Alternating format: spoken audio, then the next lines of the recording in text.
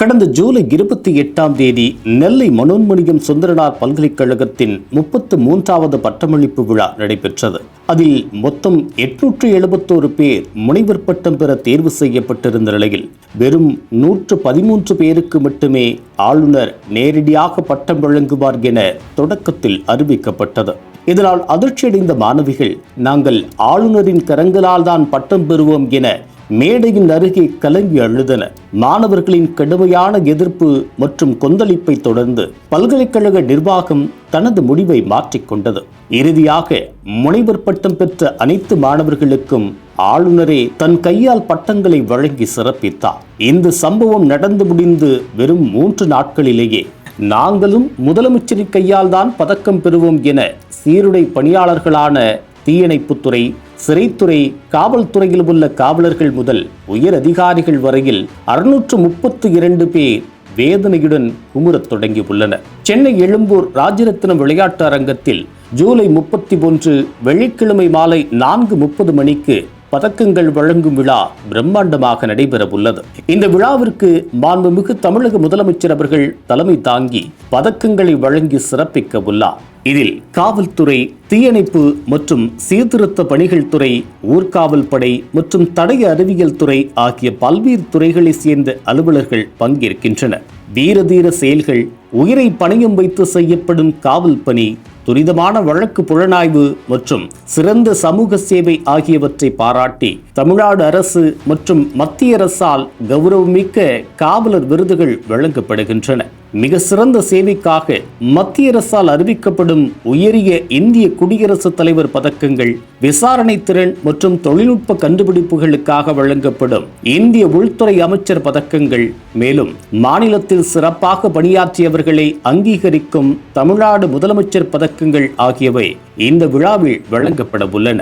பொதுவாக ஒவ்வொரு ஆண்டும் அறிவிக்கப்படும் பதக்கங்கள் அடுத்த ஆண்டே முறைப்படி காவலர்களுக்கு வழங்கி கௌரவிக்கப்படும்.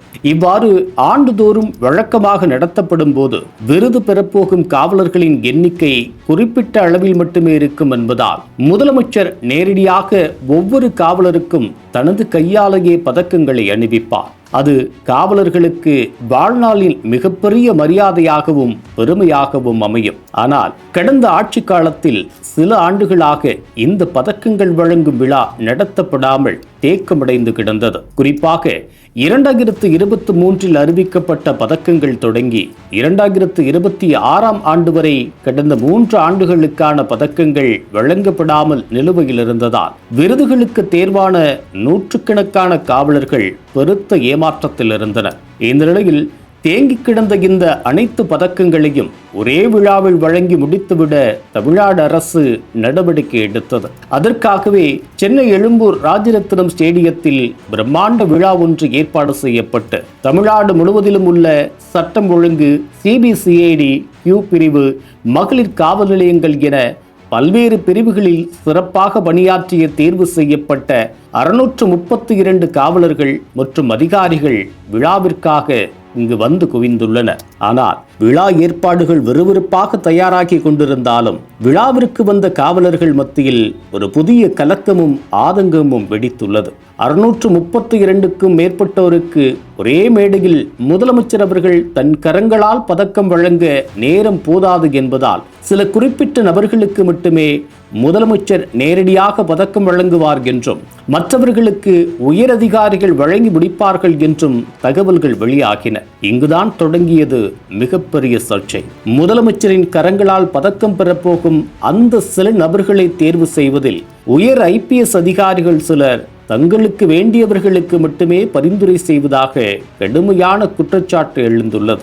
ஆபத்தான சூழலில் துணிச்சலாக செயல்பட்டு சிக்கலான வழக்குகளை விரைவாக முடித்து இரவு பகல் பாராமல் உழைத்து இந்த விருதுக்கு தேர்வான உண்மையான சாதனை காவலர்கள் இப்போது ஓரங்கட்டப்படுவதாக அனைவரும் குமுறுகின்றனர். எங்களுக்கு இந்த பதக்கத்தை முதலமைச்சர் கையால் வாங்குவதுதான் மிகப்பெரிய பெருமை.